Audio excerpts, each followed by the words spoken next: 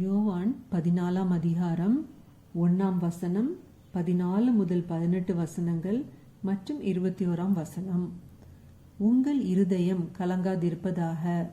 தேவனிடத்தில் விசுவாசமாயிருங்கள், என்னிடத்திலும் விசுவாசமாயிருங்கள். என் நாமத்தினாலே நீங்கள் எதை கேட்டாலும் அதை நான் செய்வேன். நீங்கள் என்னிடத்தில் அன்பாயிருந்தால் என் கற்பனைகளை கைக்கொள்ளுங்கள்.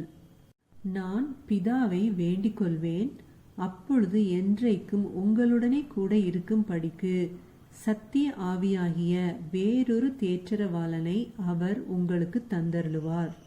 உலகம் அந்த சத்திய ஆவியானவரை காணாமலும் அறியாமலும் இருக்கிறபடியால் அவரை பெற்றுக்கொள்ள மாட்டாது. அவர் உங்களுடனே வாசம் பண்ணி உங்களுக்குள்ளே இருப்பதால் நீங்கள் அவரை அறிவீர்கள். நான் உங்களை திக்கற்றவர்களாக விடேன், உங்களிடத்தில் வருவேன். என் கற்பனைகளை பெற்றுக்கொண்டு அவைகளை கை கொள்ளுகிறவன் அவனே என்னிடத்தில் அன்பாயிருக்கிறான். என்னிடத்தில் அன்பாயிருக்கிறவன் என் பிதாவுக்கு அன்பாயிருப்பான். நானும் அவனில் அன்பாயிருந்து அவனுக்கு என்னை வெளிப்படுத்துவேன் என்றார். ஆமேன். ஹல்லேலூயா.